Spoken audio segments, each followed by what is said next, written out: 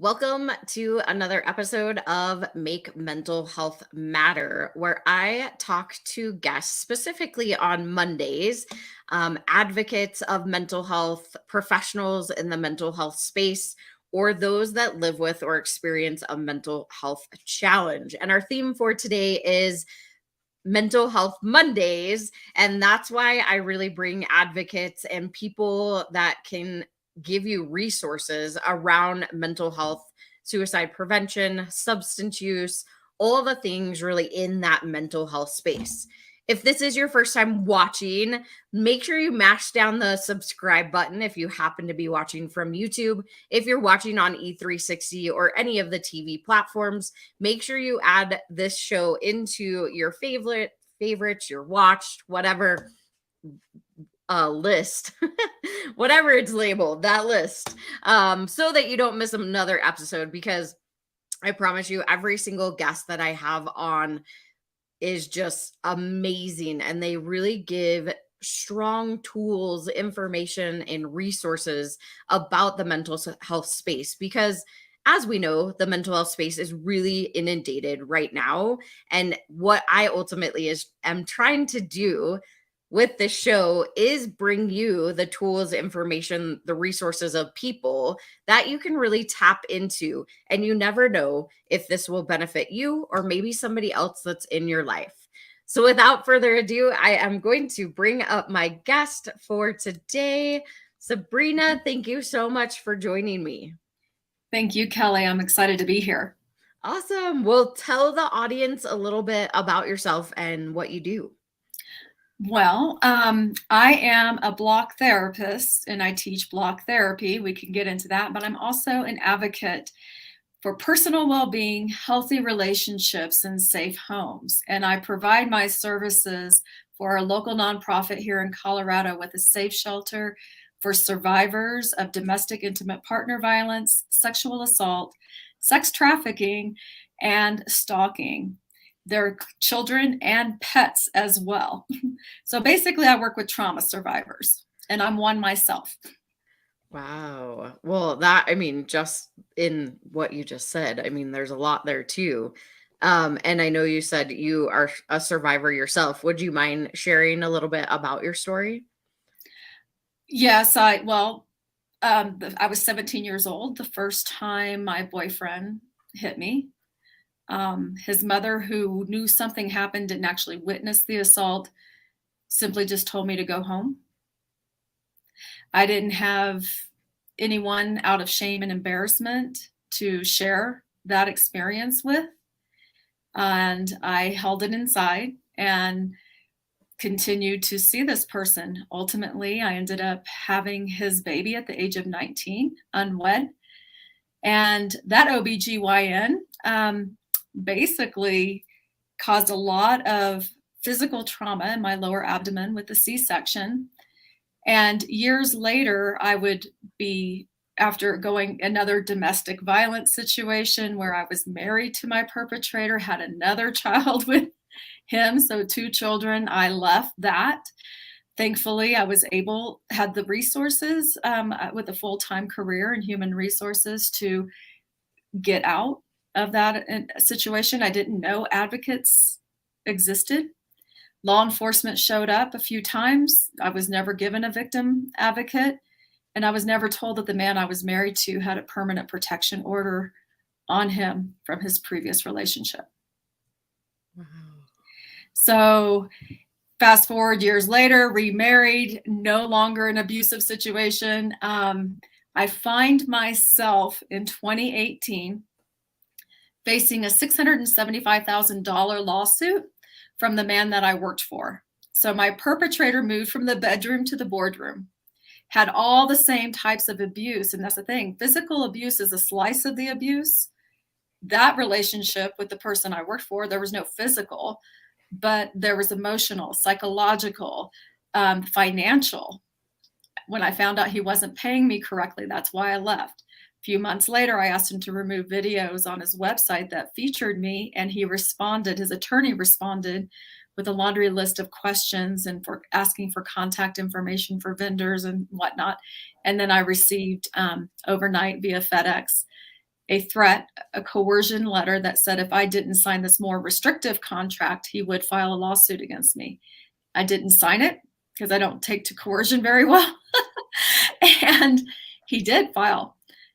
Couldn't find an attorney in his jurisdiction that didn't either have a conflict of interest or had contract law experience. So I took a crash course online, how to win in court without a lawyer. And I represented myself pro se. And I had to invest in my emotional well-being because the trauma was impacting my sleep, impacting my relationship with my husband. And when I dove deeper at that time into my block therapy practice, that's when I discovered I had unresolved trauma after years of healing and self-development and working through all this.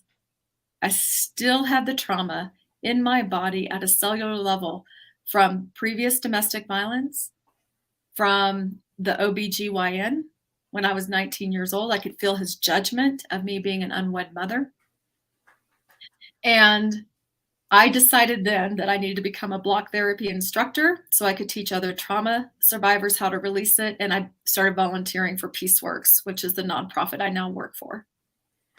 Amazing. Well, thank you. I appreciate you sharing that story. And even through the healing process and like self-development and all those things that you do, and then finding that you're still having that trauma in that space. I mean, amazing that you found it, but what a road to really get there. And I am very curious because block therapy is not something in the past that I have had on my show, nor have I really learned about.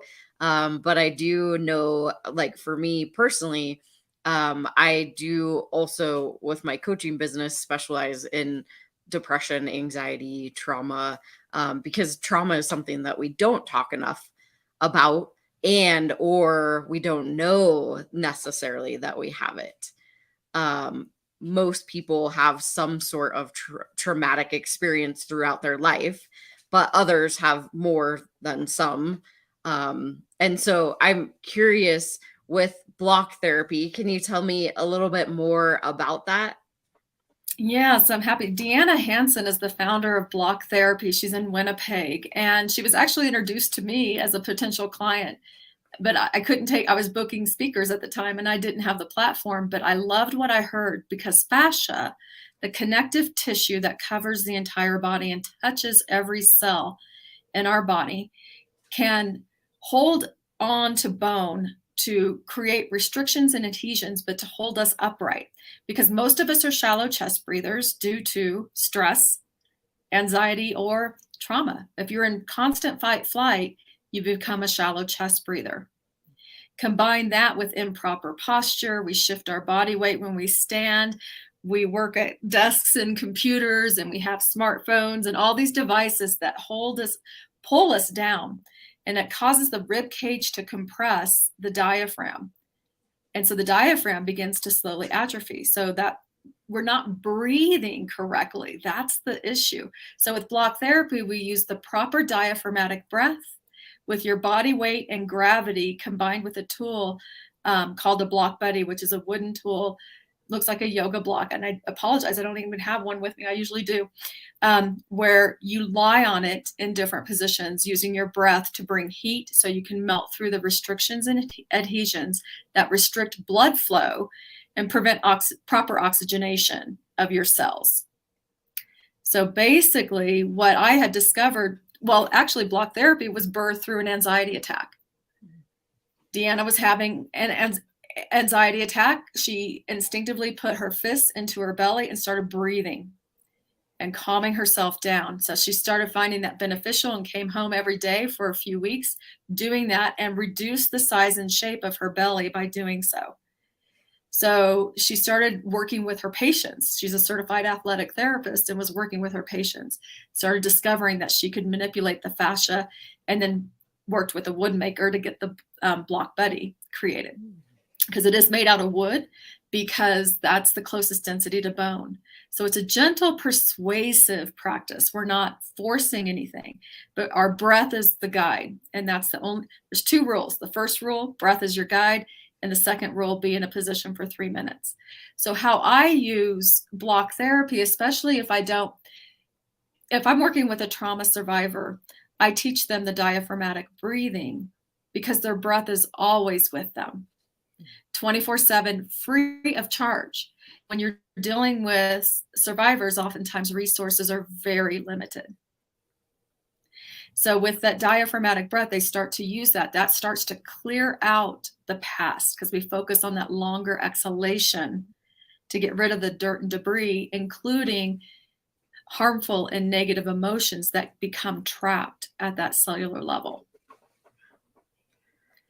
Unresolved trauma will lead to a lifestyle disease, decreased lifespan, obesity, and depression. And so that's why I'm passionate about doing that, because as you mentioned, all of us have experienced some sort of trauma in our life.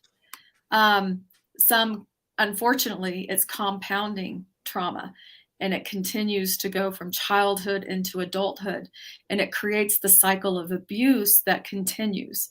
So if we don't resolve the trauma, we hand it down to our children and their children and so forth. So we're dealing with generational trauma as well. I think that's, something that not recently, but I've heard in the past. And then my nonprofit, we actually do a film festival. And this year, one of the films was centered around generational trauma. And it is really interesting how, like, any of those traumas can be passed down. And there is a potential for us to stop the cycle of it happening. But first and foremost, we have to know and understand that it's happening, and then use potentially different modalities to move through that. And I love, so I was thinking about, I have a little, like, I think it's a yoga block, not made out of wood, but it is like a squishy one. And I am assuming that is similar, but then you said wood, and I was like, oh, mine's not made out of wood. But I think that is important. And I do talk a lot. Well, a good chunk of my guests that have come on have really talked about this idea of breathing and how we don't breathe, how our bodies need to get the air or the oxygen inside of us. And so that is really fascinating to me, how you can help with trauma survivors. And ultimately, like you said, it's a free resource. You always have your breath. It's always with you. You don't necessarily always have to have the block, but there are certain ways that you can move your body or lay on this block that will allow you to breathe better. So very interesting and fascinating. That's it. And the breath, I think it's by design. It's our life. It connects us to our life force energy. It's the first thing we experience in this world, and it's the last thing we'll experience when we leave. And so the breath, we're not taught this. If we could teach kids this, and we do this in our safe shelter, we have children, and children as young as 2 years old, they know the technique, and they'll point to their nose, because with this, we're breathing in and out through the nose to get more oxygen, to activate the pranayama. So, but kids, they'll point to their nose, and then, the older ones, they'll go to school and they might come back and they'll share that, they had somebody hurt their feelings, but they came to their breath. It helps with test anxiety. It's always with you. So if we can start teaching children at a younger age, then the chances of them aligning with unsafe situations, feeling vulnerable and aligning to those situations will be greatly reduced, just because they become empowered by their breath. That's amazing. And I think of course you don't want a really young child or a pet or anybody really to go through the experience of trauma. I love that PeaceWorks has a space for no matter what age you are, to be able to feel safe.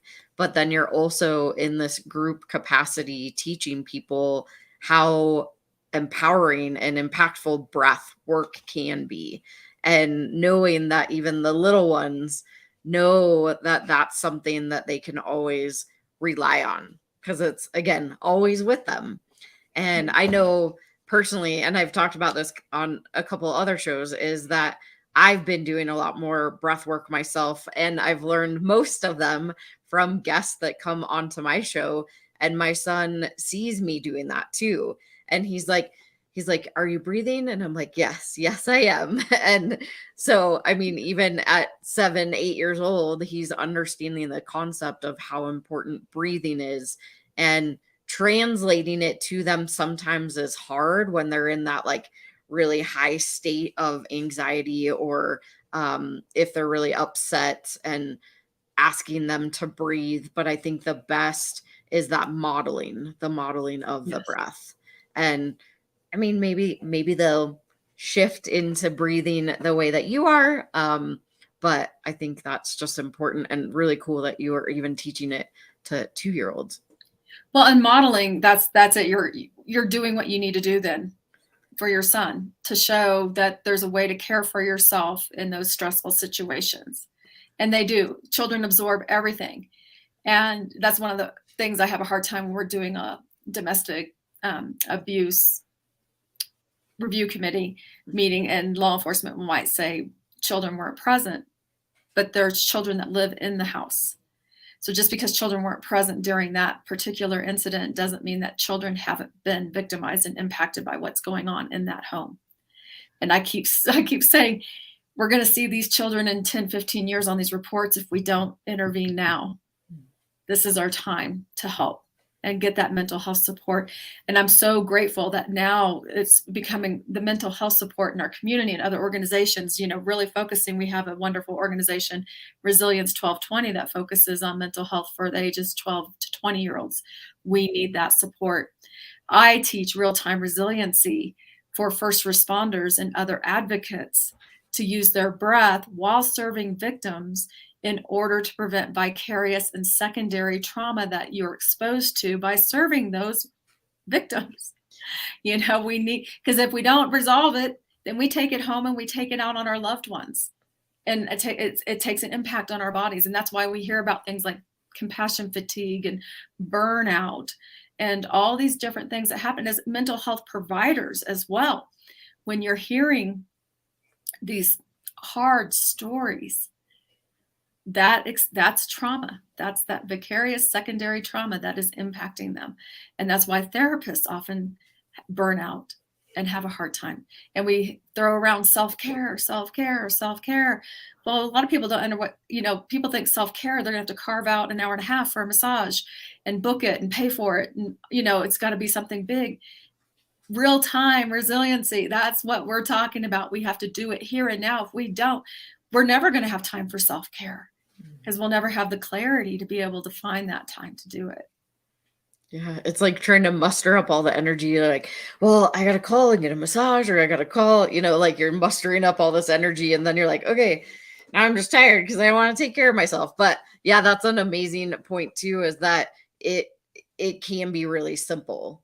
It can be really super simple. And we do, self-care is like that big word, self-love, whatever you want to call it. But it is truly important for us to talk about and think about as we go through whatever we're doing on a daily basis. And it can be as simple as like stepping away. Maybe you work at a desk all day long, stepping away for a couple moments. It doesn't have to be going outside and taking this like super long nature walk. Although if you have that space, that could be amazing too. So, but simply breath work and being able to know what's coming up for you. And I definitely understand the mental health worker space of, we oftentimes look at healthcare professionals, people in the mental health space, and we're like, well, they have to be like superhuman, or even first responders, right? They have to be superhuman because they are taking on a lot of things. But being able to not take on other people's traumas or other people's situations, that's huge. Yeah, and it's important. I feel it at the core of my being. I've been an advocate now for 5 years here with PeaceWorks. I fully believe that if I didn't have these tools, I would have been burnout long ago. Yeah, definitely. Well, what we're going to do is we're going to go to a quick sponsored break. And then once we get back, I just want to talk a little bit more about um, how we can incorporate, or how the audience really, excuse me, can incorporate all these tools or maybe some other strategies that you might have into their daily life. So we'll be right back after this sponsored break.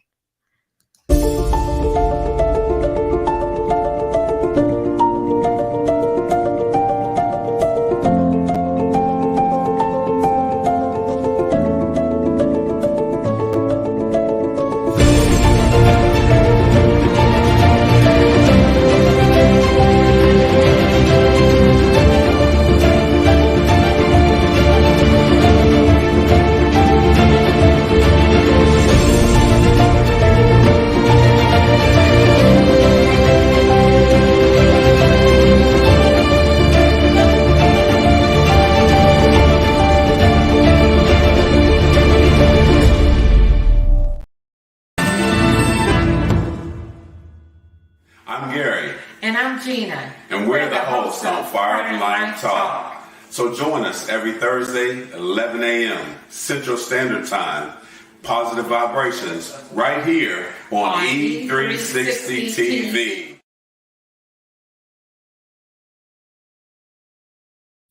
And like that, we're back.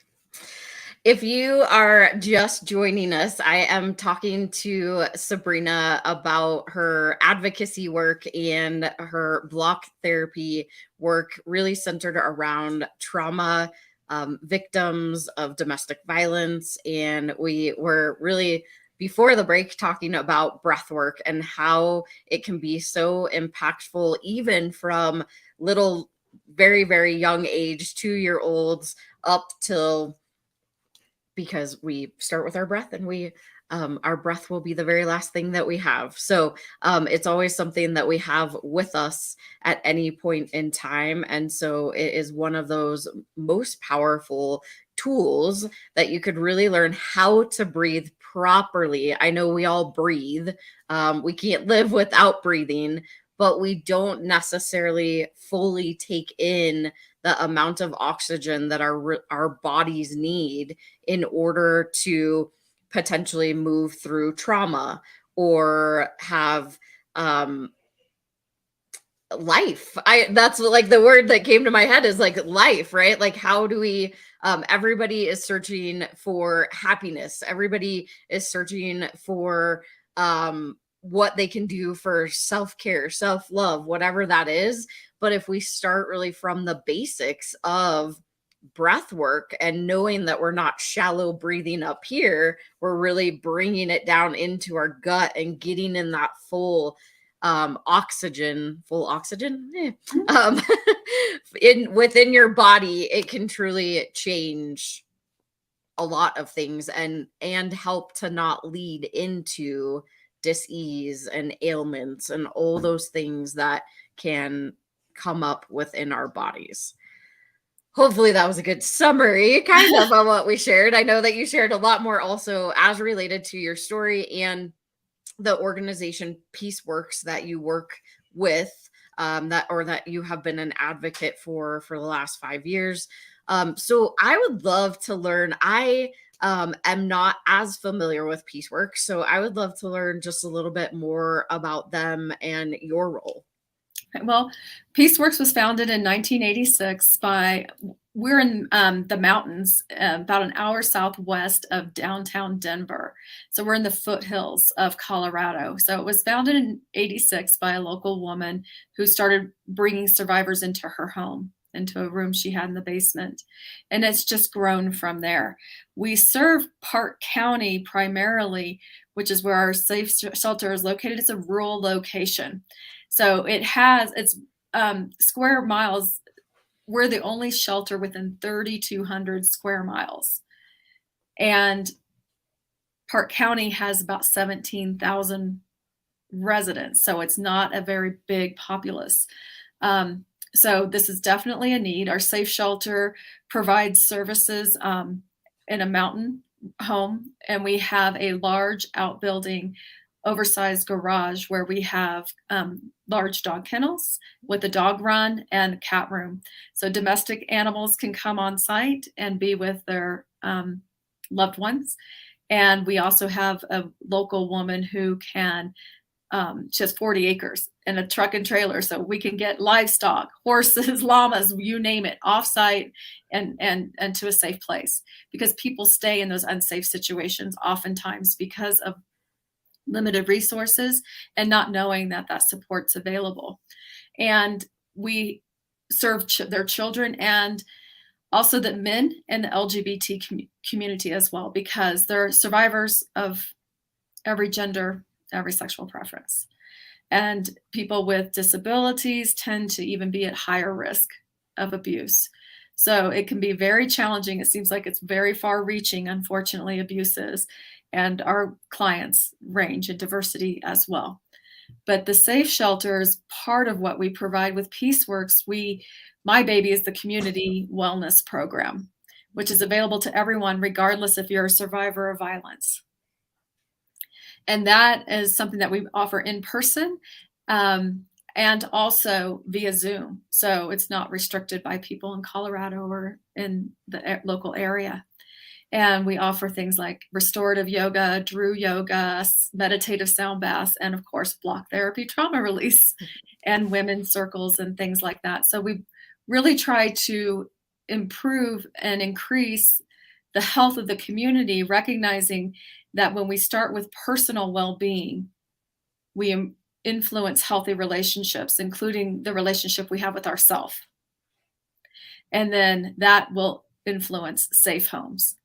So knowing law of attraction, I never say I'm an advocate against DV, sex assault, anything like that. I'm not going to say I'm against anything, because I know that keeps it, unfortunately, what we resist persists in this world.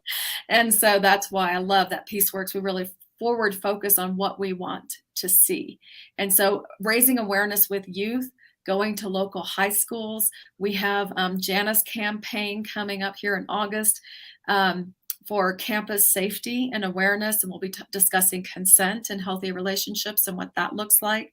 So really just trying, again, to raise awareness, especially with younger people who are in a different place, let's say, than I was as a teenager, that didn't, now with access to social media and all this technology, and also a lot of, unfortunately, playgrounds for perpetrators to infiltrate as well. So it's a whole new level that we're dealing with in our society. And, the mental health was definitely impacted in 2020 with the mandatory lockdowns. And we saw definitely an increase in violence in homes, but also more challenging for people to get to resources when their perpetrator is in the house with them all the time. Yeah. So unfortunately, we're still in the mental health arena, is still dealing with the mental health damage that was done during that time, which in my opinion is far more reaching and deadly than the virus could ever be, unfortunately. But here we are, we're just doing our best and continuing again to just raise awareness, help people have a safe place to which they can share. We do have a weekly empowerment group on Zoom.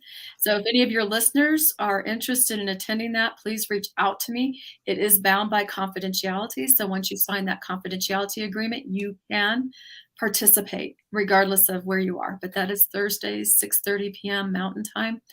And that's been going on for so many years and led by a wonderful woman, Kathy Mastrioni, who's a former director here at PeaceWorks. And she is a science of mind minister and practitioner. So really good about conscious and raising awareness, empowering people. That's where we can start to make the difference. And again, that comes, in my opinion, simply from the breath. And when I say I drill this into people, they come back even 2 years later for services maybe coming back into the empowerment group and sharing, when they were going through as a victim in the court process and things, different things that would come up, that they would always remember to go back to the breath that Sabrina taught them. I hear that my voice is in their heads all the time, reminding them to breathe. And I think that's a good thing. We need those reminders.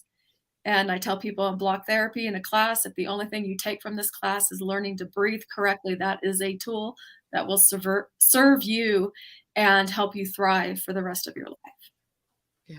And that, I mean, so several really amazing points that you made there too is, as far as the space that you offer, it's open to anybody, including pets, or farm animals. And it's also, you have the online Zoom and bound by confidentiality, of course, and it is a safe space for people to talk about it. I think that we, maybe in society, we don't understand how large of a issue, I don't know if that's the right word, but how much violence happens, whether it be sexual, domestic violence, child abuse, and the pandemic.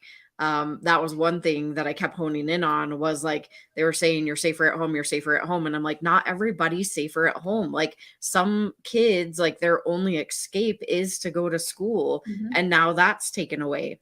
And in addition to family members that now they are stuck in a house with their perpetrator and they're being told that they can't leave their house.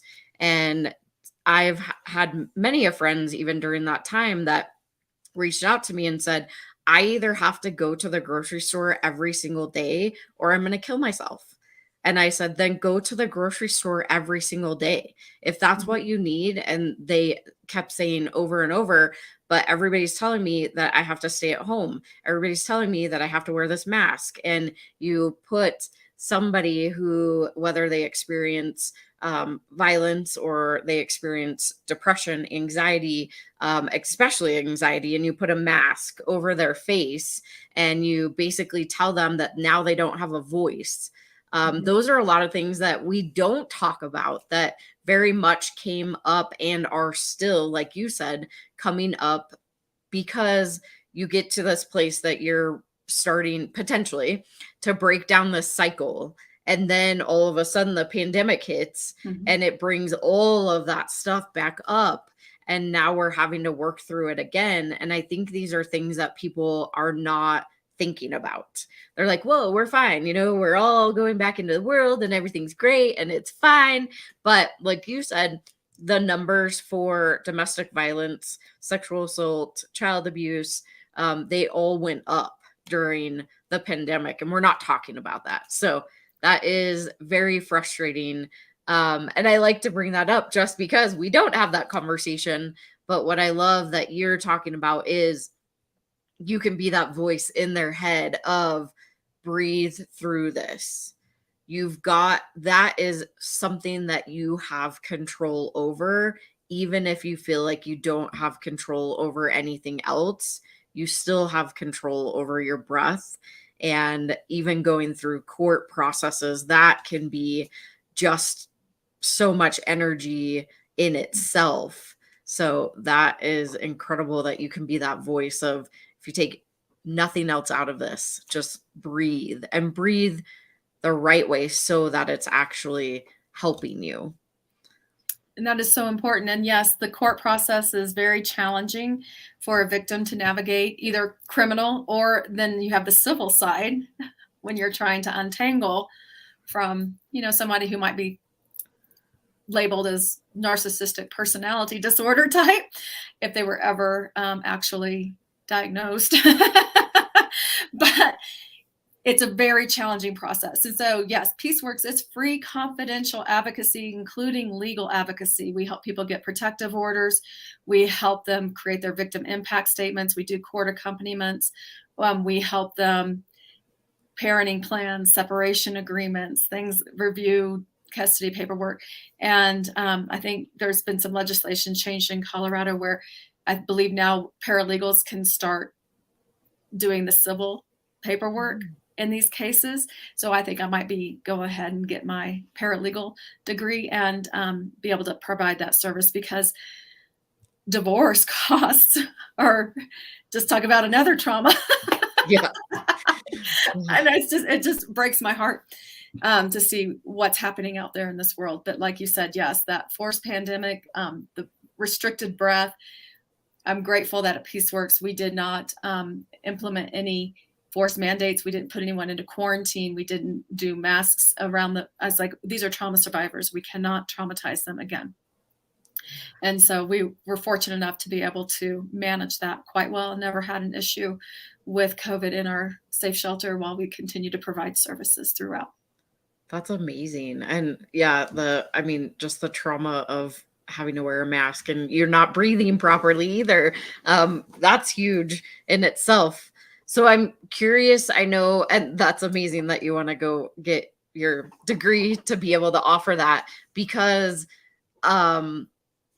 divorce can be really expensive. Going through the court system can be really expensive, especially when you're dealing with somebody who's going to fight you tooth and nail. I know that I've had friends in the past that have had a really hard time navigating, specifically within Colorado, as related to child custody and an abuser.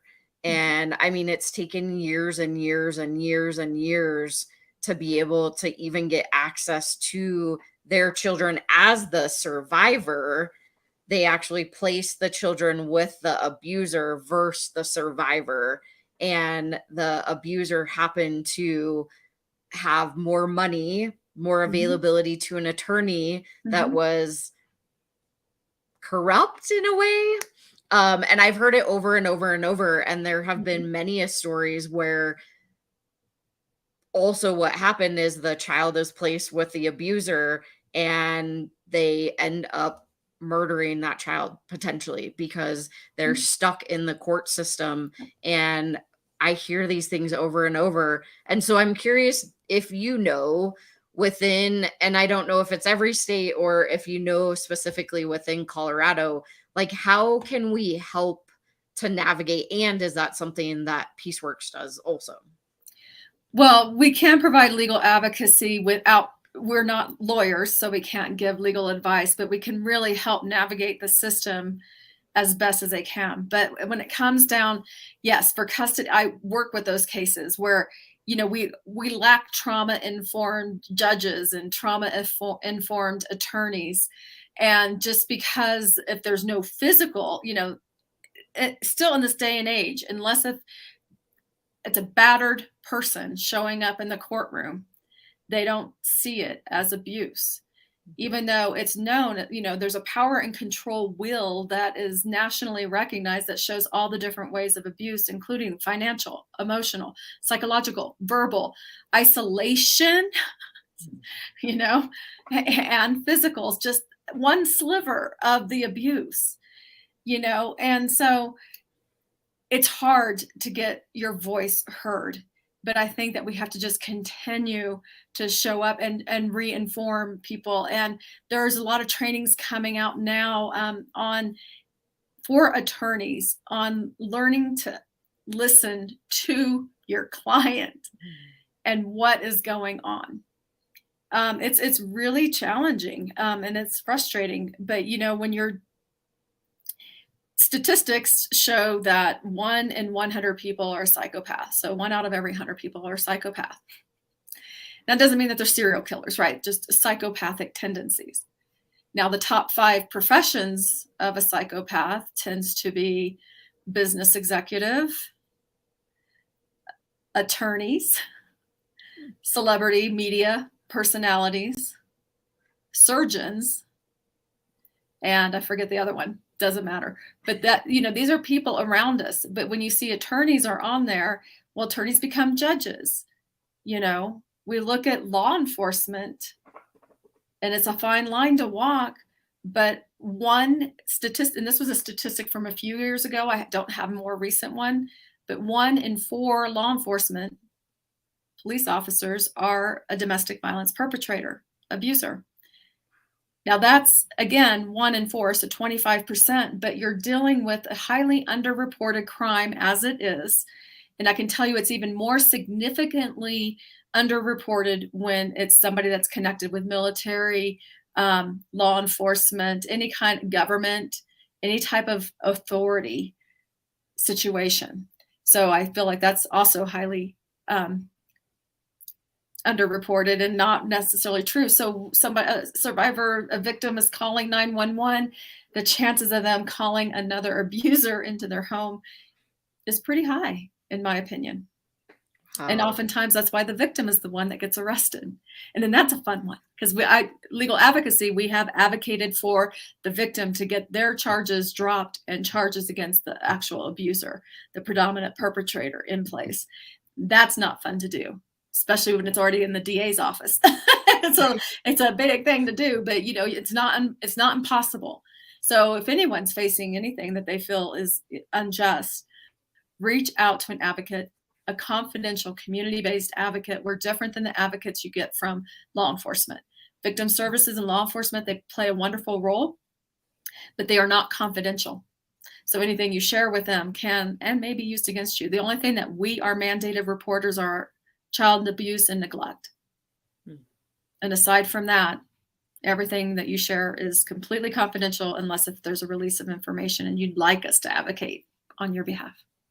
Yeah, that's a good point, and those stats just blew my mind. And I know that there, like you said, there's different levels of psychopath, and it's not necessarily like extreme serial killer. There are also the tendencies that people have, and I think one of those like tendencies is that control piece, which you probably see a lot in those fields that you listed off. Also is that control piece of their job. And so power and control, it all comes down to that. Rape, abuse, it's power and control. Yeah. And the other thing that you said that I think is important for people to recognize and understand is there are advocates that you can talk to. You don't always necessarily have to call, say, 911. There are other spaces, people that you can incorporate. And I, of course, talk about this with suicide prevention. You can call the National Suicide Prevention Lifeline. There is also a domestic violence lifeline. You don't always have to call 911. There are advocates out there. And if you do need to call, then you can ask for an advocate to be sent out based off your situation, whether it's a mental health crisis, a domestic violence, or sexual assault situation. But whatever it might be, there are multiple levels of advocates that are trained specifically in that area. So you don't always have to rely just specifically on police officers or first responders. There are so many other people out there. And bringing up the point that we in the space are and can keep it confidential. We don't have to go out and mandatory report. So keep that in mind. If you're ever in that situation, or you know somebody that might be in that situation, it is highly important to get an advocate or somebody that is specifically trained in whatever situation you're going through. Absolutely. And they can call our safe line as well, 24/7, and safety planning, because we're seeing an increase in lethality right now. Femicide is what is often referred to in our industry, because it's predominantly usually women that are killed. And it's happening with younger people in their 20s now, more predominantly than before. I just assisted, our community had a loss. A woman was killed in February of 2022, and we just had the murder trial in May. So I supported all of her friends and family through that horrific process. And thankfully he was convicted. But the trauma, it's the ripple effect of the trauma from that one individual who had mental health issues and was still allowed, after being a perpetrator in other cases, to be free, to find another woman to victimize. Wow. Yeah, that, I mean, really hard. And even the ripple effect from her and her family and anybody Exactly. else that was involved with her death, and how that would play a factor in probably everything that all the people close to her are going through too. Absolutely. Yeah. Yes. So I love the fact that, I mean, I love how you've taken the tools that you have learned and going through even your experience, one from one domestic violence to another, but then also really finding the space that you are able to shift that and change and move into a healthy relationship, but also finding a space and block therapy specifically that helped you recognize that you still had some of that trauma in there that needed to be released or moved through. And now you're in this incredible space of advocacy and supporting women, men, all the people within PeaceWorks, children, youth, all of that, and bringing this story with you, but as an empowering, or in an empowering way. The words are not coming out in the right way, but It's Monday. yeah, right. I'm like, hello. But it's such an empowering story to be able to share, and knowing that there are people out there that really truly want to help, and organizations, especially within Colorado, that are at our fingertips that we can have access to if you happen to be somebody who is or has been, even in the past, been in a domestic violence or another situation. There is resources and tools out there. So I would love for you, are there any things even specifically around what you do, not so much even with the organization, but what you do specifically that you would like to share? Well, do you want me to share the diaphragmatic breath with people so that they know how to use that for themselves? Ooh, that would be a wonderful. Yeah. Okay.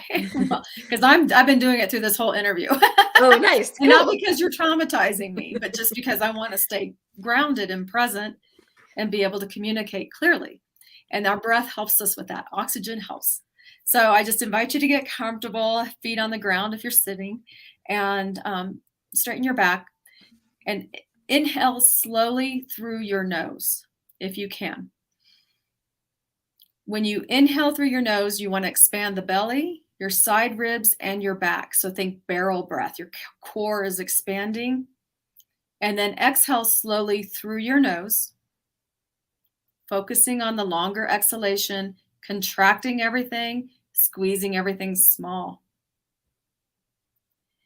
And so continue that breath in and out slowly through your nose. You can incorporate a count. Inhale for 4 and exhale for 6. And as you continue to slow your breath and really focusing on slowing your breath and expanding the core with the inhale, just start to feel how things begin to shift as your energy settles into your body. You become grounded. We spend most of our time out here, outside of our bodies. I know we're walking around, we think we're in our body, but we're not. We're out here, we're like fear, worry, concerned, all these thoughts, negative self-talk is outside of us, and that keeps us outside of our body. When we bring our breath, that brings our energy into the body. So you become grounded. And with the oxygen flow, as you're breathing in and out through your nose, you're activating prana, your pranayama. That's your life force energy. The receptor cells for prana reside in your nostrils. So you're activating that connection to your creator, whoever you choose to be your creator. And with that life force energy coming into your body and grounding you, oxygen is circulating through the body. You're getting more oxygen to the brain. So now you have clarity in which to navigate this chaotic world at times. So you become the eye of the storm. So you don't get swept up in the trauma, swept up in the chaos. You're grounded, you're firmly present, and you're able to hold steady. So reactively, your body will hold the breath when you experience pain, fear, and stress. And it's in those moments that you need your breath the most. So if you can remind yourself to turn to your breath at those times, you're going to start feeling empowered and no longer subjected to what is thrown your way. And you can navigate those hard things. You can navigate the court case. You can navigate the schoolwork. You can navigate dinner plans. I mean, there's so many things that we have in our day, like you said earlier, like life, right? Our breath, sometimes life is just hard. And so our breath is always there. And if you can become a predominant nose breather more throughout the day than not, including when you're sleeping at night, and I've trained myself to do this, but mouth breathers become snorers and become, they end up with sleep apnea, and they end up on a machine in order to breathe at night. And that weakens your lungs severely. So if you want to start strengthening the lungs, because that rib cage compressing on the diaphragm, you're strengthening the diaphragm, which then supports your rib cage in your shoulders and your neck and your head. So it helps to eliminate back pain that we suffer from. You're creating space in the core. You're making everything bigger. And you're exhaling out the stuff that no longer serves you. The trauma, the byproducts from functioning, those harmful negative emotions. Just release it. And so, yes, your breath will always serve you, but by breathing in and out through your nose diaphragmatically, you get 6 times more oxygen. That's a 600% increase of oxygen, the number one nutrient of your body, to your cells. So you're really giving yourself some major self-care just by breathing correctly. And I invite you to do it whenever you can. Amazing. Yeah, I always I noticed like my shoulders started relaxing a little bit more. Yeah, exactly. You can just feel the oxygen coming through your body. So definitely will keep that in my toolbox. I love adding more and more into my toolbox all the time. And interestingly enough, almost all my guests have had different techniques of breathing, but I think all of them are important. And I love how you shared the information about breathing in through your nose. That's something I'm trying to train or teach my son how to do more so, because he's very much a mouth breather. So if anybody wants to follow you or find you or work with you, where is the best place for them to find you? Well, if you want to find out more about block therapy, there's a 20-minute stress reliever video that you can download from Go Block Yourself. It's at the bottom of that page. And if you want to get some assistance with advocacy, confidential advocacy, safety planning, empowerment group, wellness program, PeaceWorks Inc. So that's PeaceWorksinc.co as in Colorado. And if you go under services, you'll see our wellness program there, and our 24/7 safe line's always available as well. Awesome. So PeaceWorksinc.co. Yeah, and we text as well on the safe line that you'll find on the website there. Amazing. Well, thank you so much, Sabrina, for coming. This was such a great conversation, and I am so glad that we are able, again, here's Sabrina's website, goblockyourself.com, and then peaceworksinc.co. Thank you again so much for being my amazing guest today. Well, thank you, Kelli, for having me on your show, and continue to do this wonderful work of raising awareness for mental health and being that mental health warrior that you are. Thank you. All right, y'all. That was another amazing episode of Make Mental Health Matter. Again, on Mondays, I talk to guests who are either professionals or advocates for mental health, substance use, suicide prevention, or advocacy, and lots of other things, but really bringing you the tools, the information, the resources that maybe you weren't aware of in the past. Because ultimately, we do understand that the mental health space is so inundated, and there are so many people out there that really, really need help and support, but maybe you aren't sure where to get that. And that is the ultimate goal of Mondays, is to bring that information. So like Sabrina talked about, if you are somebody who is in a relationship or a situation that you might be experiencing, domestic violence, sexual assault, you need that safe space, and you happen to be in Colorado, PeaceWorks is a great organization that can help. And they do online via Zoom group sessions. So you don't necessarily have to be in their area. You can do that via Zoom. If you need any additional resources or information, you can always go to bccevolution.org, which is my nonprofit. We are building currently out a trusted resource hub. Every single person that I put on there is and has been vetted, because the last thing we would want to do is send you to somebody that is harmful versus is harmful and not helpful. So everybody on our trusted resource hub is fully vetted, and we like to partner with those within Colorado and outside Colorado, because you may not live in Colorado like we do.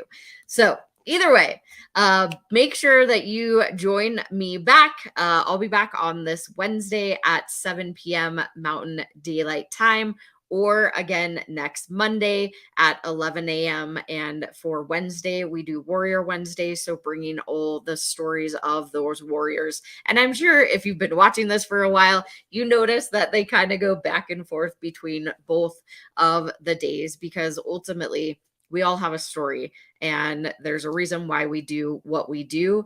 And that's how we get into all these different places within our life. And it's good to have those resources at any point in time. So whatever you do, have a wonderful day, and I will see you on Wednesday. Bye, y'all.